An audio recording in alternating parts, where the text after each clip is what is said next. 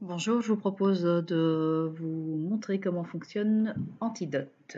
Alors voilà comment se présente l'interface web lorsque vous vous connectez. Ici j'ai copié-collé un texte, mais avant de vous montrer le correcteur, je voudrais simplement qu'on passe en revue les menus à gauche qui sont le correcteur puis les dictionnaires. Alors ici on a le dictionnaire évidemment avec les définitions. Donc je tape une définition, par exemple le mot expérience. Voilà, j'ai les définitions. Si je passe au dictionnaire des synonymes, bien évidemment, elle me propose des synonymes. Il y a ainsi plusieurs dictionnaires disponibles. Alors, il y a au niveau de la conjugaison, ben, c'est comme un Becherel avec tous les verbes. Donc, voilà, je dois expérimenter. Donc, j'ai la conjugaison du verbe expérimenter. Voilà, alors dans les dictionnaires, il y a encore d'autres possibilités, notamment dictionnaire étymologique. Les guides orange vont vous permettre d'aborder toute une série de thèmes. L'orthographe, comme vous le voyez, là je vous donne un exemple sur homophone. Voilà, je clique sur quelques définitions et vous avez accès donc à des guides d'orthographe, de lexique, grammaire. On va passer en vue quelques exemples.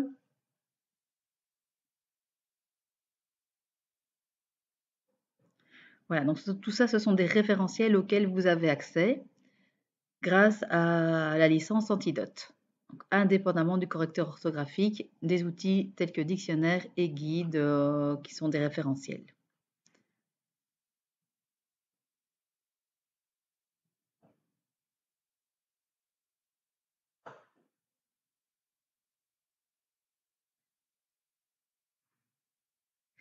Voilà, donc dans les guides, vous voyez aussi qu'il y a des outils pour vous aider à rédiger, des outils concernant la typographie, et puis l'historique de la langue aussi.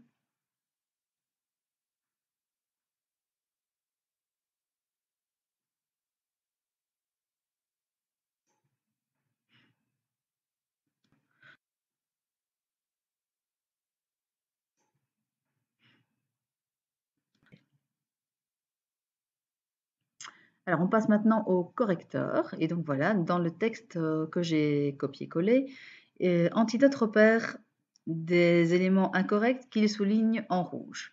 Alors quand on clique sur un élément, il nous rappelle la règle, ne pas confondre. Ben, en effet, ici, je devais utiliser l'infinitif, donc je clique sur corriger et il corrige. Alors ici, il dit intéressante et expérience doivent être du même genre et nombre. Eh bien, j'accorde, je valide sa proposition.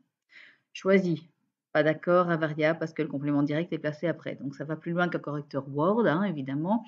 Il repère les différents types de compléments dans la phrase. Ici, c'est une question d'expression. D'autres portes d'entrée, ben, entrée s'utilise au singulier. Voilà, alors bouscule, il me propose bousculer. Et ici, en fait, moi, je voulais utiliser le verbe, je voulais utiliser bouscule en tant que verbe. L'expérience proposée nous bouscule. Et donc, je n'accepte pas sa correction puisque moi, je compte l'utiliser dans un autre contexte. Il souligne des éléments en orange, là où il y a des confusions potentielles. Est-ce que je veux utiliser exécutant ou exécuteur? Voilà, il nous propose une réflexion sur la langue. Je décide d'accepter ou de ne pas accepter les propositions qu'il me fait. Donc tout ça, c'est pour le correcteur orthographique. Évidemment, c'est un outil qui est bien plus complexe puisqu'il nous propose d'analyser beaucoup plus en profondeur le texte produit. Par exemple, la typographie va repérer les espaces sécables, insécables. Le style repère les répétitions. Donc ici, il y a de nombreuses répétitions dans ce texte. Voilà, le mot préparant se trouve 2 fois. Je regarde dans la colonne à droite et je vois qu'il y a certains mots qui se retrouvent 4 fois comme expérience. Mais il y a bien pire, il y a le terme agir qui se retrouve 13 fois. Et donc ça m'invite vraiment à reformuler peut-être le texte autrement. Repère les tournures passives, impersonnelles, est-ce que je veux les laisser comme ça? Le vocabulaire, les verbes considérés comme ternes ou comme familiers. Ça, c'est pour les corrections. Et puis, il y a la partie révision, qui nous permet de faire une révision pragmatique, sémantique ou logique. Alors, dans la révision pragmatique, c'est plutôt les questions de qui, combien, quand, où. Et donc, si je clique sur les options, je vois qu'il repère des groupes dans mes phrases qui nous renseignent sur ces éléments. La réflexion sémantique peut nous aider à repérer les mots qui sont faibles, forts, qui ont une connotation négative ou positive. Et la réflexion logique, ben là, c'est plutôt pour repérer les mots charnières et l'articulation globale du texte. Alors, le troisième volet d'outils, c'est le volet inspection.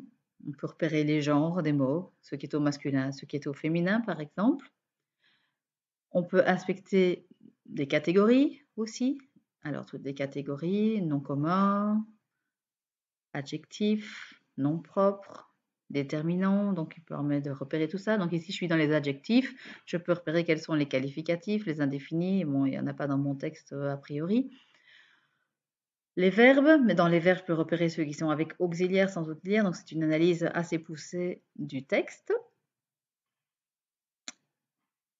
Et donc, au même titre que les catégories, on peut aller voir dans les conjugaisons également, donc on va y passer.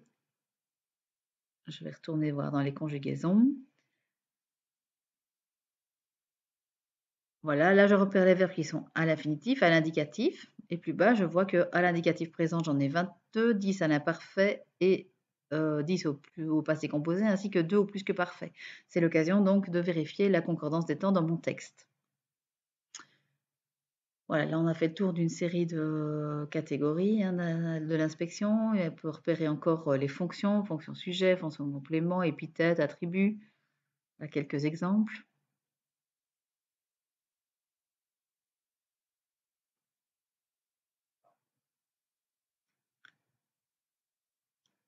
Donc voilà les qualités de l'outil correction d'antidote. Une fois que j'ai corrigé mon texte, je peux le recopier-coller dans un autre document ou je peux appeler Antidote à partir de mon document de départ, ce qui me permet, ici c'est ce que j'ai fait, ce qui me permet d'avoir via l'outil Antidote la correction de mon texte. Elle se fait dans l'interface web comme vous l'avez vu, mais ça se corrige automatiquement ici dans mon document de départ de manière à ce que je puisse garder ma mise en forme.